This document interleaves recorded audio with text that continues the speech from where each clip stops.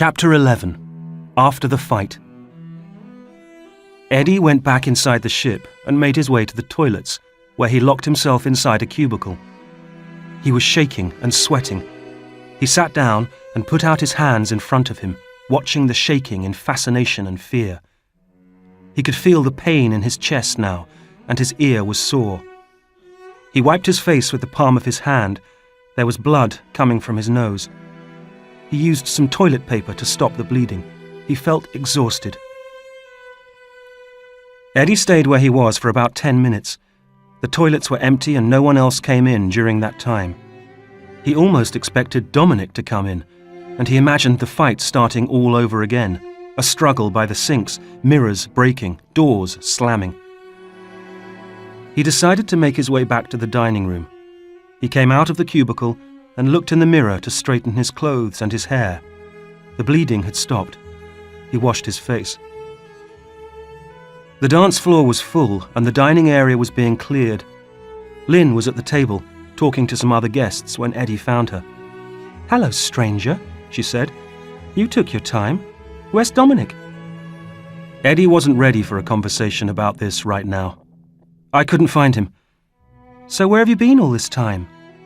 "I went to get some fresh air. Then I went over to the Starlight Lounge and checked some emails on the internet." "Eddie, you're on holiday," she said, putting her arm around him. "I know, sorry." "Come on, what do you want to drink?" "I'll have a large scotch, no ice." "Really?" "Well, why not? We're on holiday." Eddie tried to smile. His ear and nose were stinging. His chest ached. Maybe he had a broken rib. "Okay, wait here, I'll get them," she said, and Eddie turned to watch the dancing and the band. He was calmer now. The shock felt less. He glanced over at the band and saw Jen looking at him, and she gave a small wave. He waved back, but suddenly wondered if she was, in fact, waving to Dominic somehow. He looked behind him, but Dominic wasn't there. When Lynn came back, they had their drinks and danced for a while. Eddie was tense the whole time, waiting for Dominic to launch a sudden attack on the table. Or maybe he'd gone back to his cabin to rest and would wait until tomorrow or the next day to continue the fight.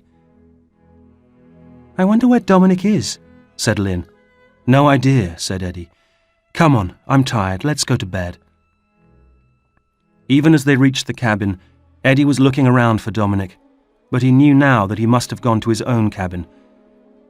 He felt relieved as they walked in, and he sat down on the couch. Lynn was looking in the mirror, taking off her necklace and earrings. In the mirror, she watched Eddie sitting down. "You okay?" she asked. "Not really." "What happened to your face?" Eddie laughed briefly.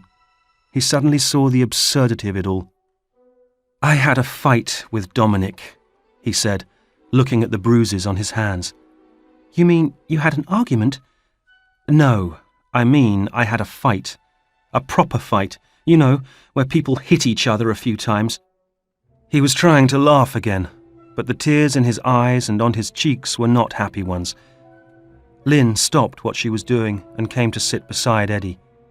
"You're shaking." "Yeah." "What happened?" she asked. "To be honest, I can't really remember. It all happened so fast. We were outside on deck one minute, and the next I was trying to strangle him." Eddie made a strangling gesture with his hands, and again he saw that they were shaking. "What?" "I know. I can't really believe it myself. At one point, I think he was going to pass out. I almost pushed him over the side." "Eddie!" He was shaking his head. "Was anyone watching all this? You must have looked like madmen." "No, it was just us, by the lifeboats." "Where is he now?" asked Lynn. "I don't know. I thought he followed me back inside, but he must have gone back to his cabin." Lynn got Eddie a glass of water. "Thanks," he said.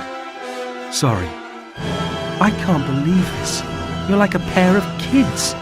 It's one thing to find him on board, but it's another to start fighting like kids in a playground." "Well, he started it," said Eddie. "Listen to yourself, Ed." "I know." "Look, it's a shock that he's on the same cruise, I admit. And I know it brings it all back. But I thought the plan was to keep a low profile now. Ignore him. Forget him. How can we forget him when he's on the same cruise ship? Well, we'll have to manage, and I suggest we wait and see what happens. If he approaches you at breakfast or something, don't get involved. Apologize and walk away. Apologize? Okay, well, maybe not apologize. Just ignore him. Promise? Yes, I promise, said Eddie.